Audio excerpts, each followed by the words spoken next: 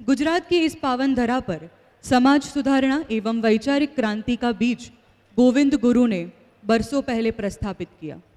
उसी बीज को वटवृक्ष में देखने का स्वप्न हमारे आदरणीय प्रधानमंत्री श्री नरेंद्र भाई मोदी जी ने इस यूनिवर्सिटी के रूप में देखने के लिए आज से 9 साल पहले इस यूनिवर्सिटी के प्रशासकीय संकुलन का लोकार्पण करके शुरू किया और उस यूनिवर्सिटी की स्थापना के 9 साल के बाद आज विविध प्रकल्पों का लोकार्पण और भूमि पूजन जो समारोह है वो आज सम्मिलित है। तो मैं श्री गोविंद गुरु यूनिवर्सिटी के आदरणीय कुलपति प्रोफेसर डॉक्टर श्री हरिभाई कातरिया से नम्र अनुरोध करती हूँ कि वे आए और स्वागत संबोधन करें। सौने सुप्रभात અને મારા વંદન। આપણે ખૂબ મોંઘેરા મહેમાન એવા આદરણીય શ્રી અમિતભાઈ શાહ સાહેબને આમંત્રિત કરવામાં સફળ રહ્યા। વાતાવરણના કારણે એમનું હેલિકોપ્ટર જે છે એ ઉડી શક્યું નથી। સાહેબ પ્રયત્ન કરે છે કે આપણી સાથે વર્ચ્યુઅલી જોડાય। તેમના નેતૃત્વમાં ધારા 370નો અંત, CAA માટેનો પ્રસ્તાવ, પૂર્વ ભારતમાં ઉગ્રવાદ, અલગાવવાદ અને નક્સલવાદને વિદાય, ભારતીય ન્યાય સંહિતા દ્વારા ન્યાય પ્રણાલીમાં આમૂલ પરિવર્તન, નશામુક્ત ભારત અભિયાન, આપદા પ્રબંધન અને સહકારી વ્યવસ્થામાં આમૂલ પરિવર્તન સાથે ત્રિભુવન સહકારી વિશ્વવિદ્યાલયની સ્થાપના જેવા અનેક ભગીરથ કાર્યો થયા છે। એવા ગુજરાતના પનોતા પુત્ર, લોકલાડીલા નેતા અને સરકારના ગૃહ અને સહકાર પ્રધાન આદરણીય શ્રી અમિતભાઈ સાહેબને હું વર્ચ્યુઅલ માધ્યમથી આવકારું છું। શહેરા વિકાસના લોકપ્રિય ધારાસભ્ય, ડેરી અને બેંક જેવી સહકારી સંસ્થાઓના પ્રણેતા, ગુજરાત વિધાનસભાના ઉપાધ્યક્ષ શ્રી જેઠાભાઈ આહિર સાહેબ, સંતરામપુર વિસ્તારના લોકપ્રિય ધારાસભ્ય, શિક્ષણ તેમજ આદિજાતિ વિકાસ મંત્રી માનનીય શ્રી કુબેરભાઈ ડિંડોર સાહેબ, અમિત શાહભાઈ સાહેબની સાથે આપણી સાથે મજૂરા સુરતના લોકપ્રિય ધારાસભ્ય, ગૃહ ઉદ્યોગ અને સાંસ્કૃતિક તેમજ રમતગમત મંત્રી પણ વર્ચ્યુઅલ જોડાવા જઈ રહ્યા છે। એમને પણ હું આવકારું છું।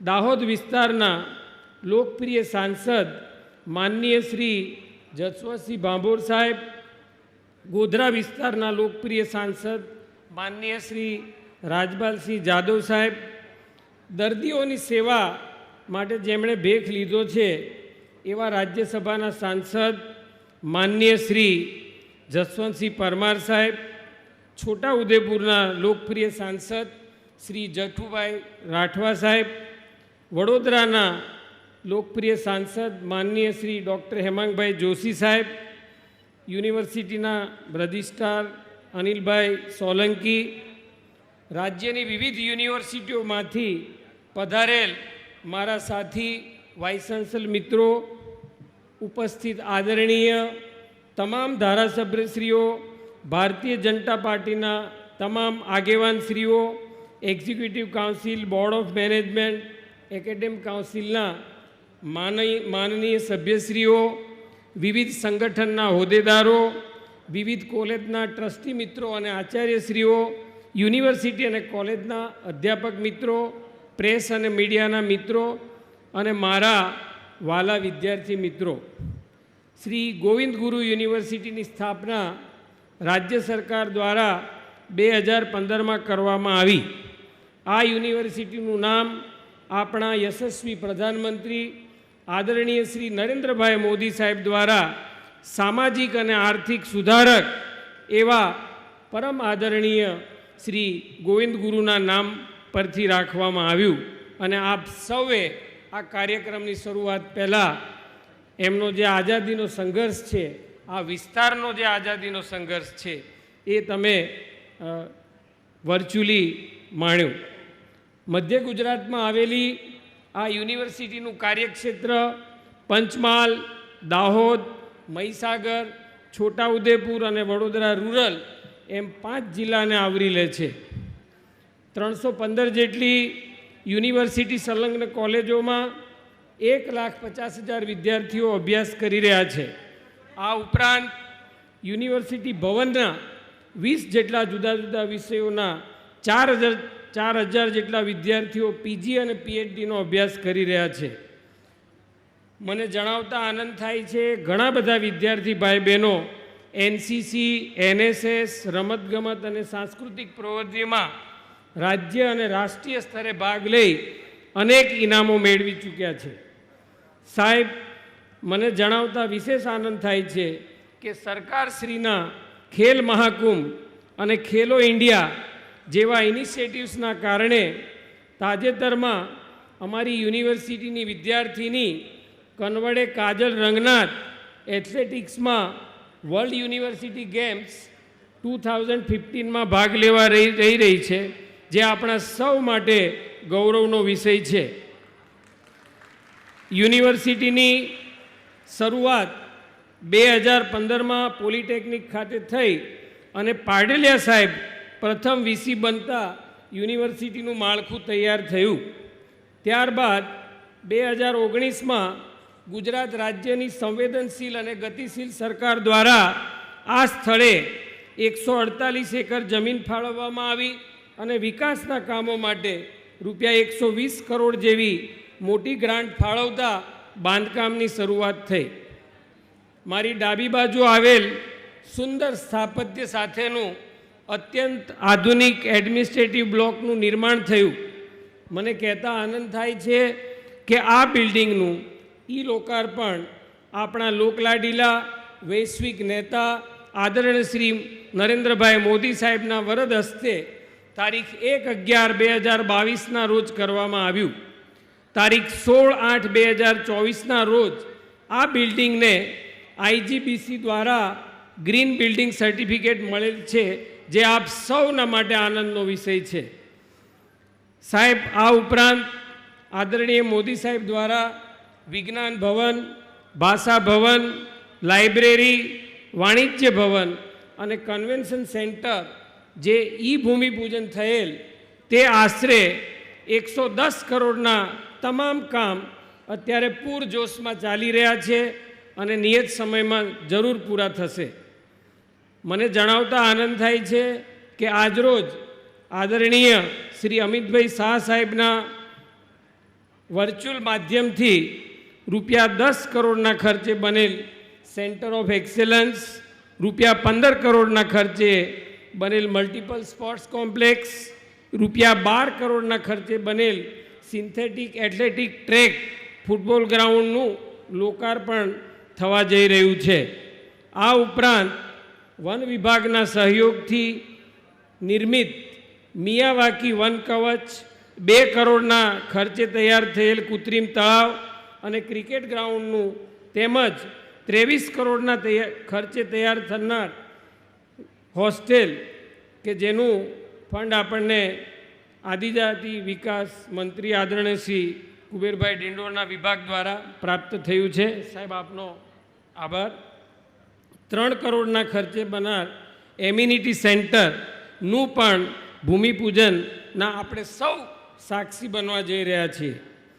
મને જણાવતા આનંદ થાય છે કે એનઈપી 2020ના માધ્યમથી શિક્ષણ, સંશોધન અને તાલીમના સમન્વય દ્વારા આ પ્રદેશની કારીગરી, સંસ્કૃતિ, ભાષા, જંગલ આધારિત ઔષધિને ફરી એકવાર દેશ અને દુનિયા સમક્ષ રાખવાના આદરણીય પ્રધાનમંત્રી શ્રીના નિર્ધારને જમીન પર ઉતારવા માટેના અભ્યાસક્રમો અને સર્ટિફિકેટ કોર્સ અમલમાં આવી ચૂક્યા છે.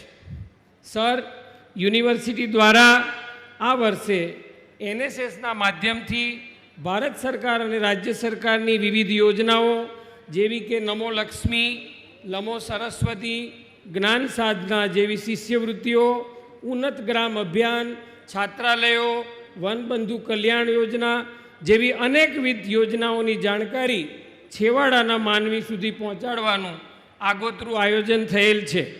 આ ઉપરાંત યુનિવર્સિટી દ્વારા સરકારશ્રીના સ્વચ્છ ભારત, એક ભારત શ્રેષ્ઠ ભારત, બેટી બચાવો બેટી પઢાઓ જેવા અનેક અભિયાનોમાં વિદ્યાર્થીઓ અને અધ્યાપકોને જોડવા માટે કો કરિક્યુલર એક્ટિવિટીઝ, વાંચન લેખન સ્પર્ધાઓ, સેમિનાર, કોન્ફરન્સ, વર્કશોપ, શૈક્ષણિક પ્રવાસો, ઇન્ડસ્ટ્રીયલ વિઝિટ્સ અને યુવક મહોત્સવ જેવા કાર્યક્રમોનું આયોજન કરી વિદ્યાર્થીઓનો સર્વાંગી વિકાસ થાય તે માટે સનિષ્ઠ પ્રયાસો થઈ રહ્યા છે.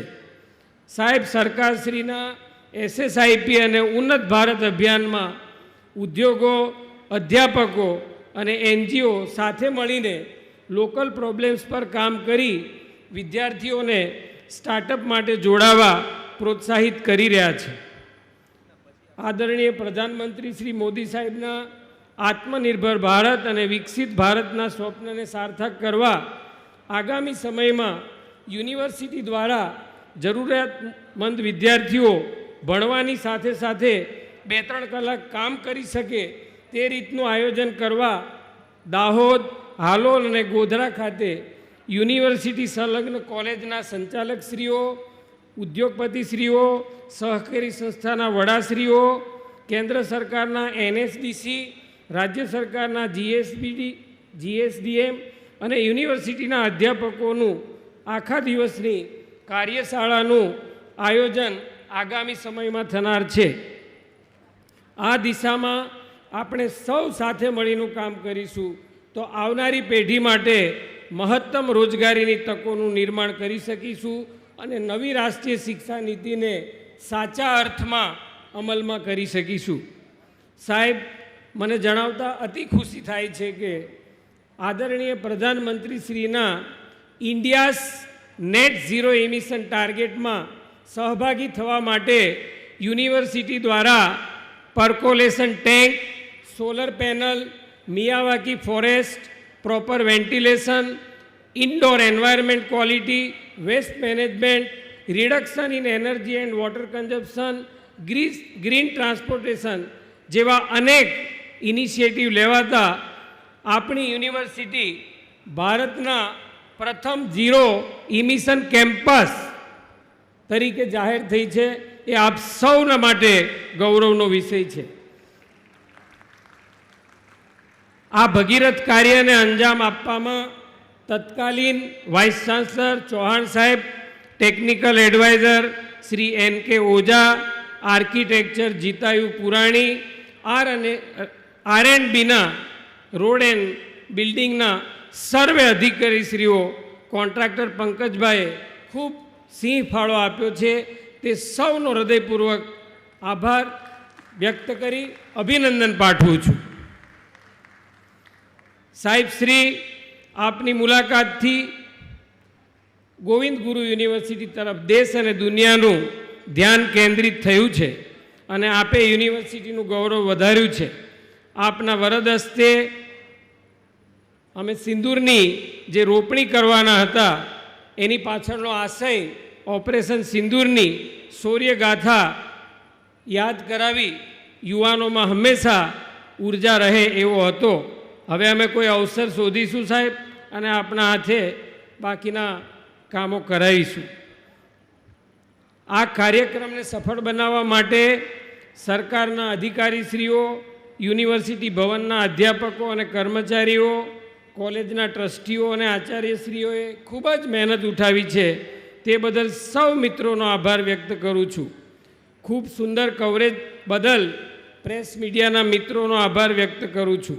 આ કાર્યક્રમમાં મોટી સંખ્યામાં સહભાગી થવા માટે પધારેલ આપ સૌ વિદ્યાર્થી મિત્રોનો હૃદયપૂર્વક આભાર માનું છું. જય હિન્દ, જય જય ગરવી ગુજરાત. આભાર અસ્તુ.